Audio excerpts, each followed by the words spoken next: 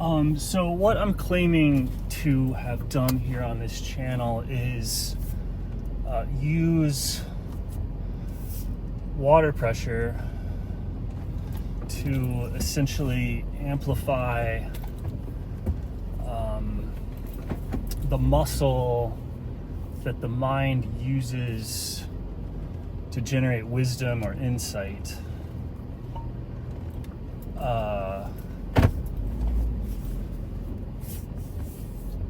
And so essentially, like, I'm the wisest man to have ever lived.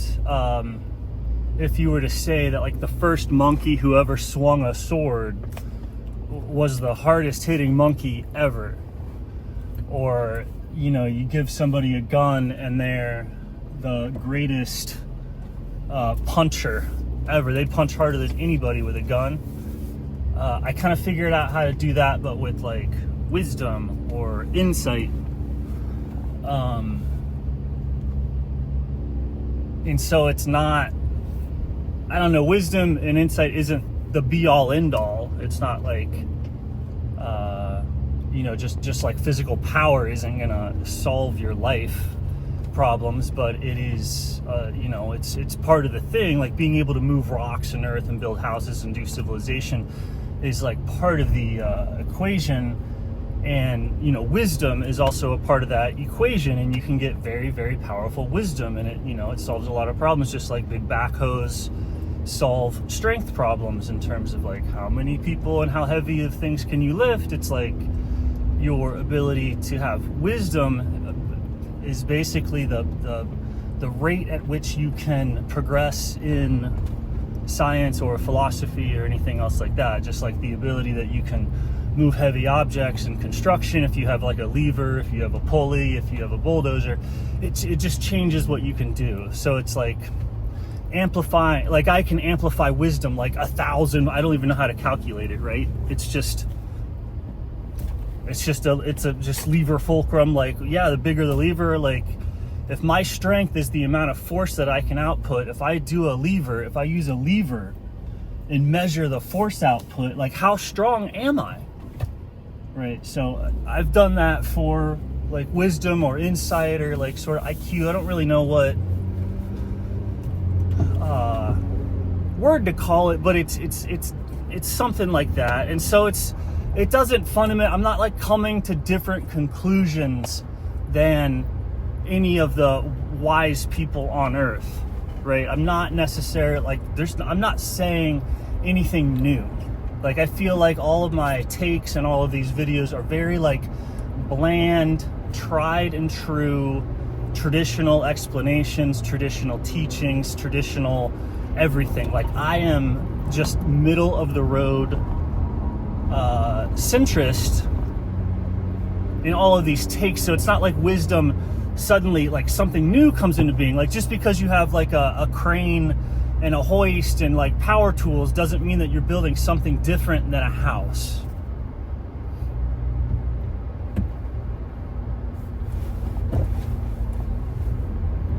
Right, so it's not like the wisdom ever results in something differently. It's mostly just like, hey, look at how easily, simply, and powerfully you can kind of grasp, contain, and implement these thoughts.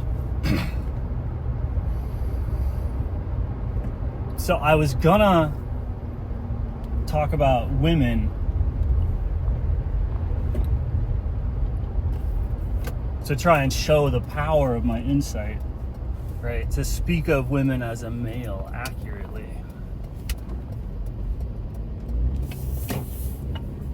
So people get initiated into the opposite sex in various ways, right? You obviously have the sexual thing, but then if you stay around them long enough, people get initiated into the fact that women are they're crazy from the standpoint of a male. Women don't have or use rationality in the same way that a dude does, and when they do, it is mimicry and it is performative. And I'm not saying this in a bad way at all. And hold on.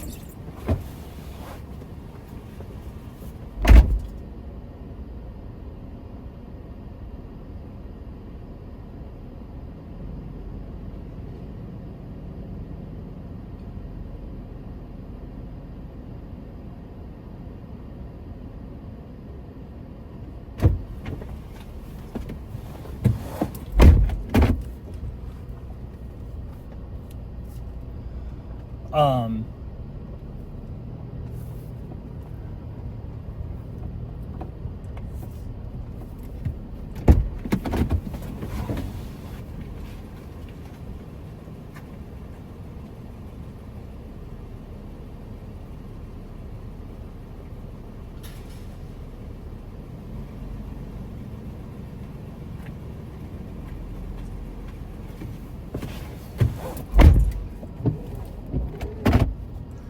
anyway, so they're what you would like if you're being funny or you're upset, you're not understanding what's going on.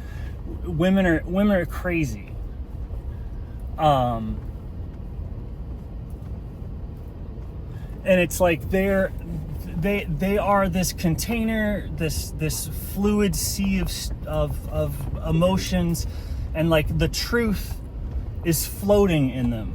Right, so when they get mad or when they talk or when anything's going on, they will hurl like entire tirades of like just emotional fluff generated out of nothing at you, almost like a tempest. But in that tempest is the boat, is the kernel of truth. And so what they're saying,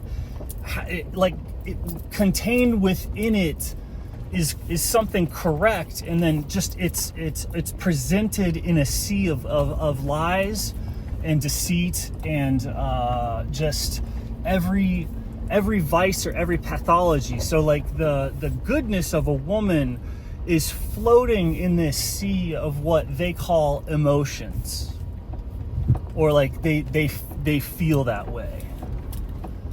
And then so that's them, that's their life force, that's their thing, and they hold the truth. A guy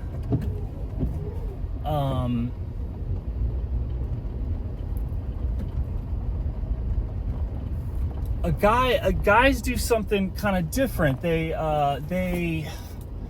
like grow up out of the ground. They're more tree-like, and so they connect to the truth and embody the truth and become the truth, and kind of have this like solidity. It's like this tree-like thing, and then the water it needs to not influence the tree. Right, but the tree has to absorb the water. So like the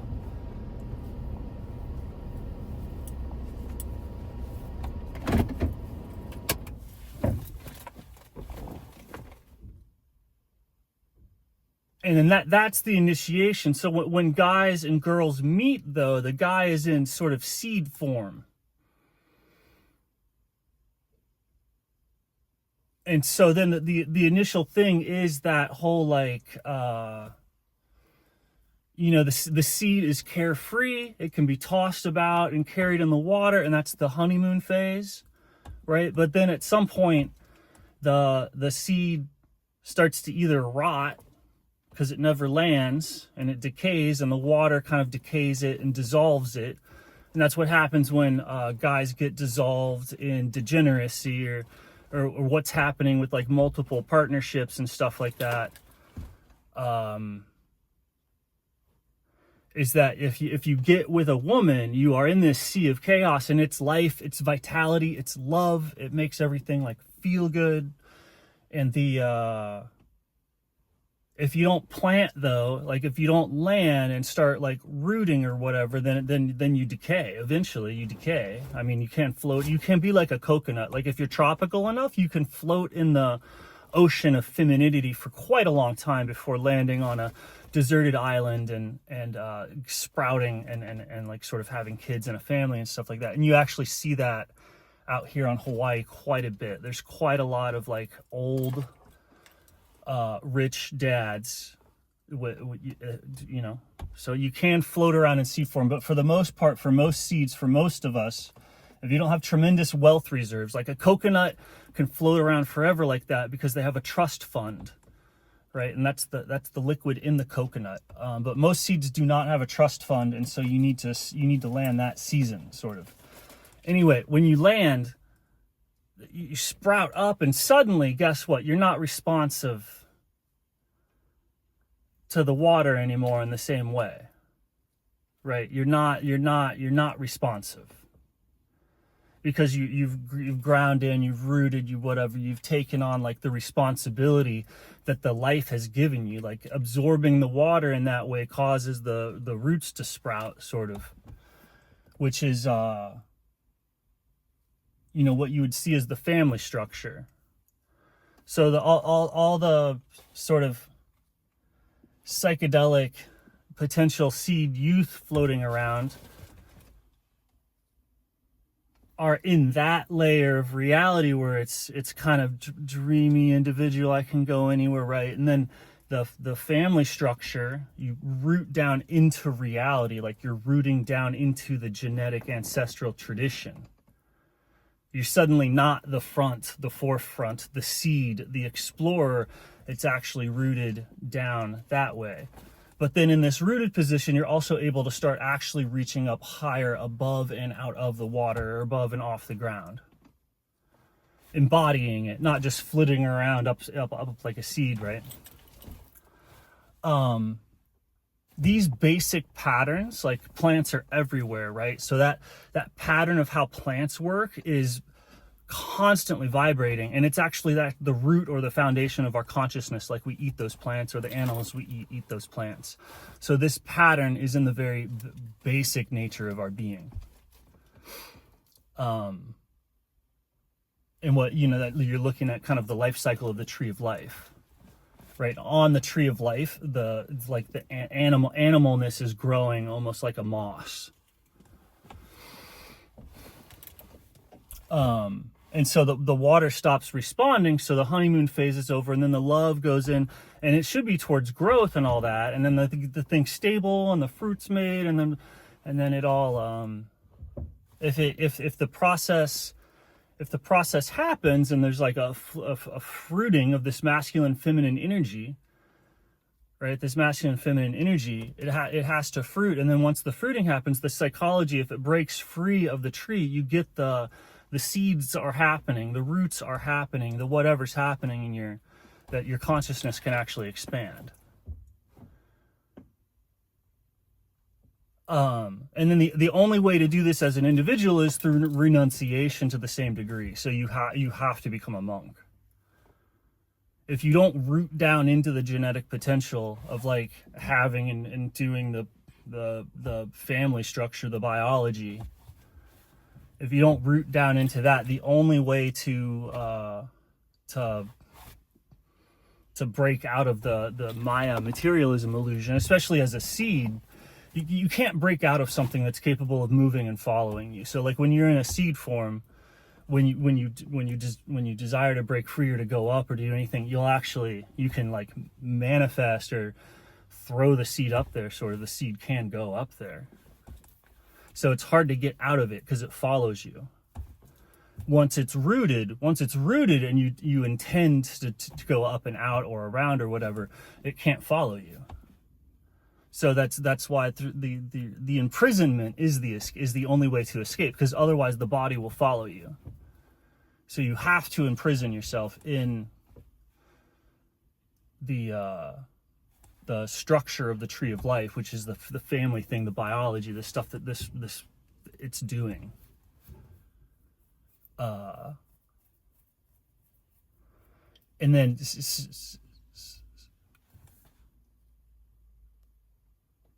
so that's the traditional whatevers. I mean, you could try and do it with a more creative family structure, more power to you, but you're trying to do that one way or another. If you can do the matriarchal circle jerk thing, then like awesome. I know that seems fun at a certain point.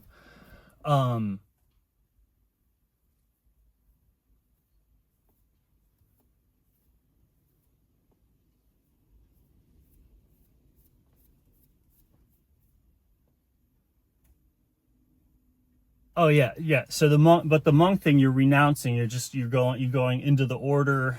It's gone. The choice is gone. You're gone.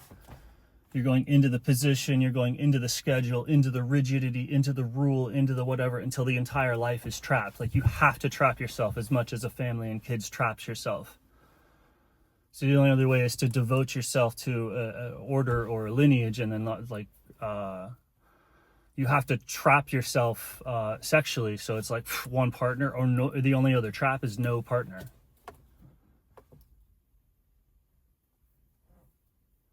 Otherwise, it's not really a trap. Like, because there has to be a trap so that you can actually like pull away from yourself, and your body doesn't come with you.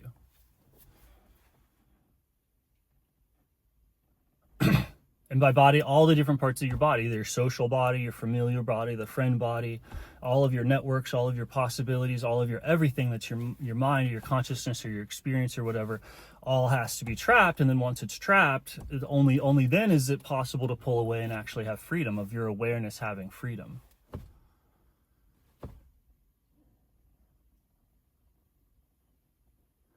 So the other way, this is spontaneously, like, you could do it in a situation by like radically accepting this is the only option. This is the only option, and then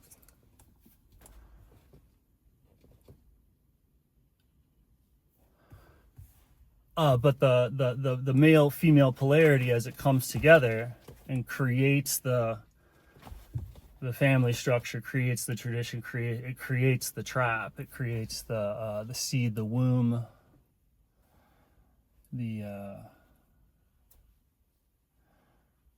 thing. But I mean, that's ultimately male female dynamics, and people that don't get initiated into these levels, like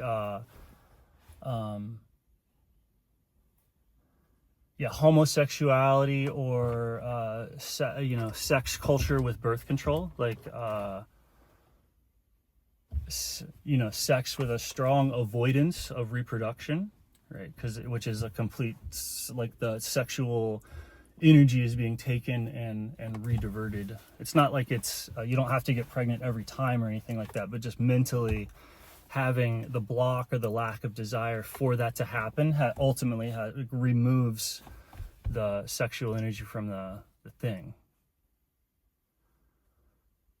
So these, like,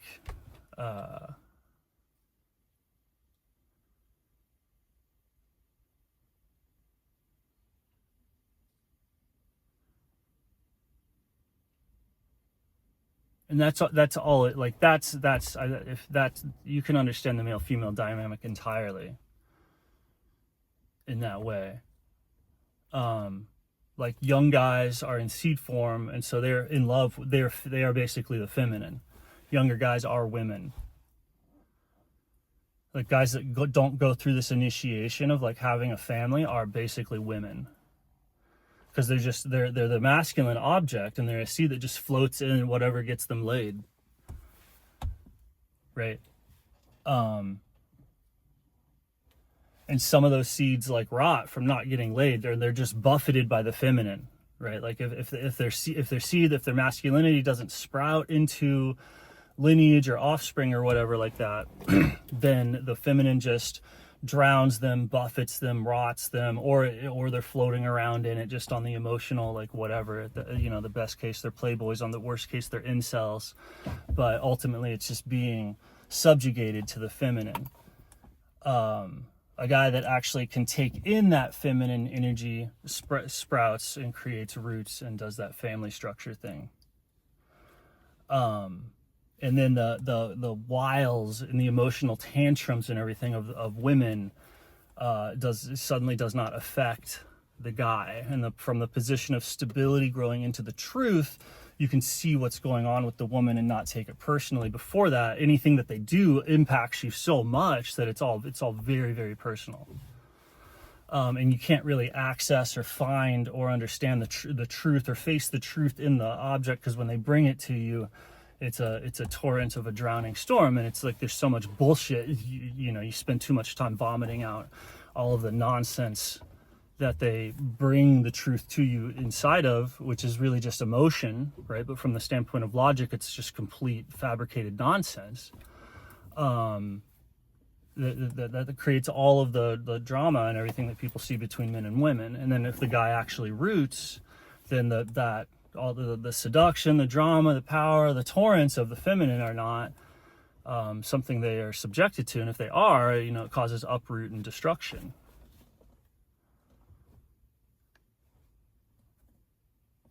But ideally, the plant, sprouts, and then you see that as you're in the family tree. You're literally in the family tree. You're not in the family tree until reproduction. Until reproduction, you're just a seed. So this has massive spiritual consequences. And so if you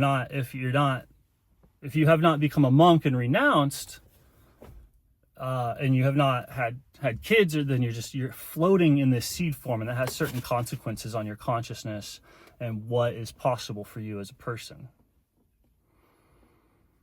And there's a lot of the times, like, if you,